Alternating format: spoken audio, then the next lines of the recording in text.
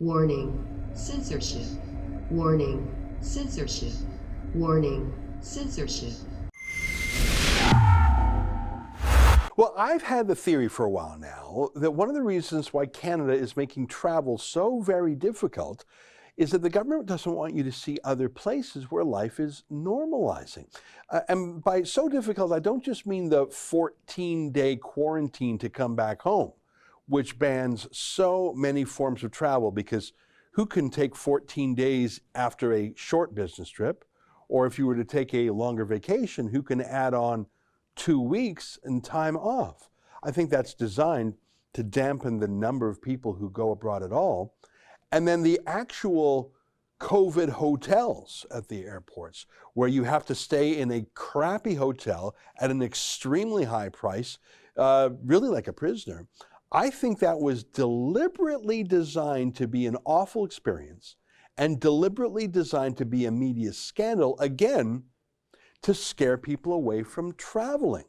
So if you can't go to Florida or Texas to see that places are normalizing, and the only way you can learn about the world is what you see in your own town and everyone is wearing a mask, or see on the media, which is propaganda, well, then you're going to stay obedient and conditioned to be a prisoner.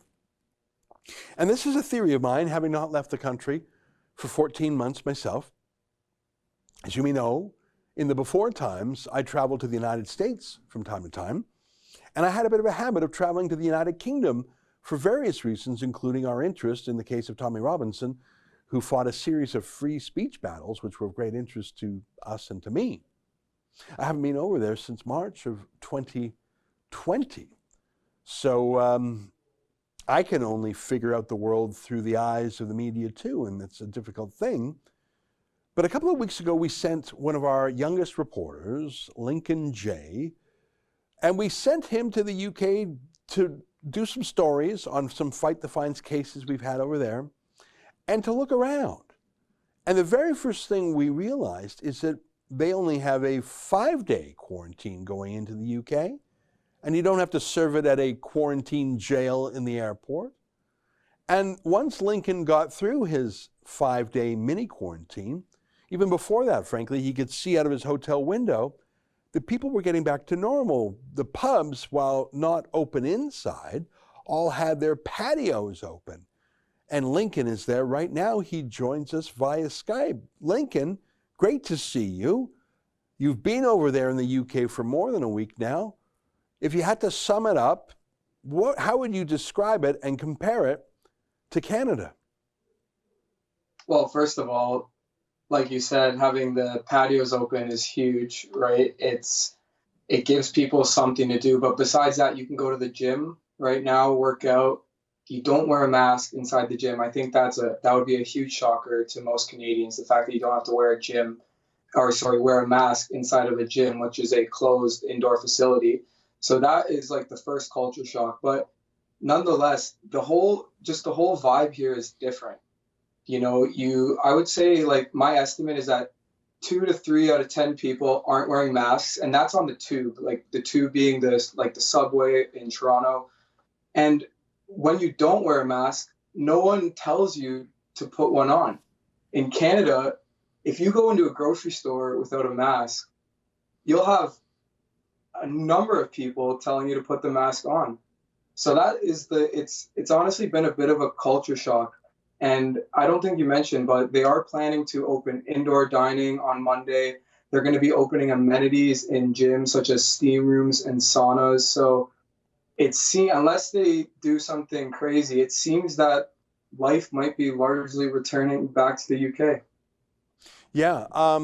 Now, you came from Toronto, which is one of the most viciously locked down cities in Canada. So there are other places in Canada that weren't quite as brutal, although you can't even say that anymore. I mean, Alberta has literally been jailing pastors, and of course there's a curfew on in most parts of Quebec. I think you're right to say that the scolding, that's a particularly Canadian thing. The goody two-shoes, flip it around, a form of virtue signaling. I'm better than you. I'm going to be the mask police. And that's a really ugly part of, I think, a Canadian mindset. I'm not saying all Canadians. I don't do that. But I think that is something people across Canada, at least in cities. I don't think country people are crazy like that. So you're saying that scolding, snitching, where's your mask? Pull it up over your nose. You haven't encountered that in the UK. Is that what you're saying? I'm not lying to you, not once. It's weird for me to even look at someone across, say, I like using the reference being on the tube, right, on the subway, and seeing people. You can just look across and people aren't wearing masks. It feels like it's like how it was back in 2019 and prior, so it honestly took me a bit of getting used to, And another thing is that on the London transport, so whether that's you're taking the bus, the tube, whatever it may be, so they do have announcements at every stop saying, please remember to wear your face covering. But the thing that I noticed is that at the end of the announcement, they say, please be mindful to people that have exemptions. Not all exemptions are visible. So they say that, eh? Wow. That's an excerpt from my daily show, The Ezra Levant Show. Every day I do a monologue on the news of the day, then I interview an interesting guest, and then I read my hate mail. You gotta subscribe. Go to rebelnews.com.